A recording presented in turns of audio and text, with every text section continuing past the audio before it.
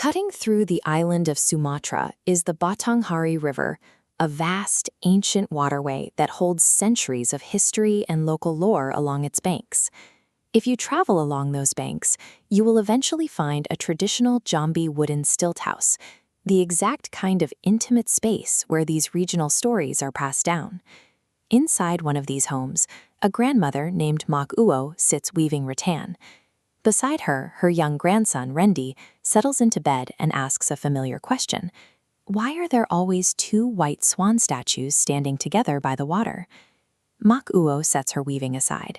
She explains that these birds trace back to an era of magic, bound by a powerful local mystic who imposed rigid rules on the villagers.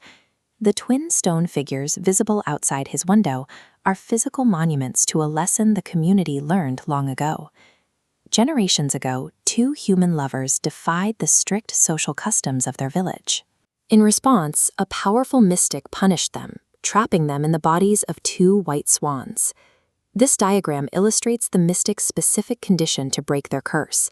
The lovers had to prove their relationship served the wider community. Their devotion to each other had to yield a tangible benefit for the village. Watching the surrounding village shapes diminish here shows the immediate crisis that followed. A severe drought struck the region, and as the central river line vanished, the local settlements lost their lifeline. Without the Batanghari flowing, trade boats ran aground. The entire regional economy ground to a halt, paralyzing the village's ability to gather food or income. This ecological disaster forced the swans to make a choice. They could remain safely hidden in their shrinking marsh, or they could risk everything to meet the mystic standard of service. The pair chose to leave the lowlands. They flew deep into the treacherous, unexplored mountains, expending massive energy to search for a new water source.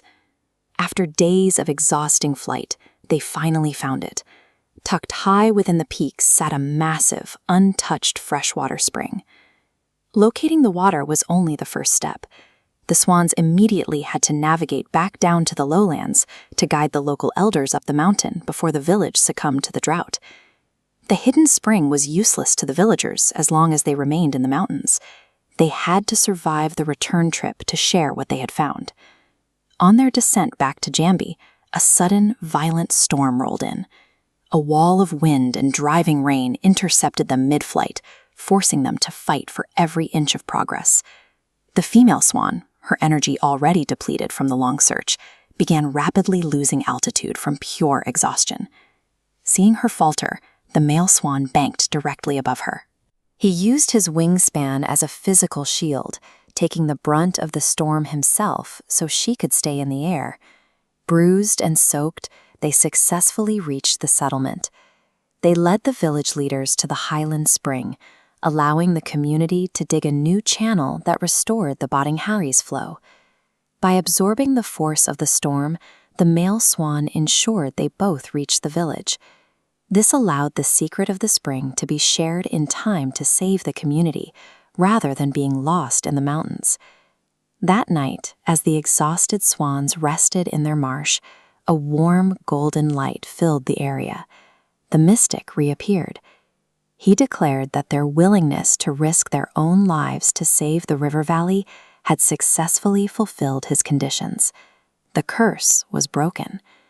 Because they loved the river and its people so deeply, he offered them a unique honor. Their feathers began to crystallize into white stone, immortalizing them as permanent guardians on the riverbanks. Back in the stilt house, Mak Uo finishes tucking the blanket over her grandson, who has drifted to sleep to the gentle sound of the flowing river.